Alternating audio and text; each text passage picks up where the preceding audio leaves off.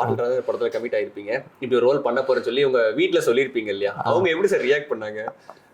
அவங்க வந்து இப்போ ஜோக்கர் பார்த்துட்டு திரும்பவும் நீ வந்து மெசேஜ் உள்ள படம் பண்ண போறியா நீ, ஏன்னா ஜோக்கர் பார்த்துட்டு நான் நிறைய இடங்கள்ல யாராவது சண்டை போட்டிருக்கேன், சின்ன சின்ன தவறுகள் செய்யும் போது இங்கே குப்பையை போடாத அப்படின்னு ஒரு மாதிரி சண்டை போட்டு அதுக்கு ஒரு ரியாக்டிவாக இருந்தேன், நான் எல்லாத்துக்குமே ரியாக்டிவாக இருந்தேன்.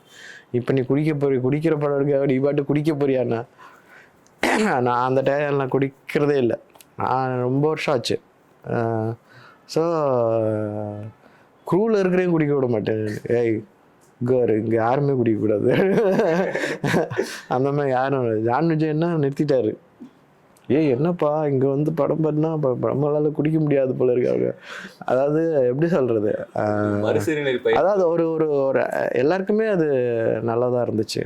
ஸோ அந்த மாதிரி ஜாலியாக போச்சு.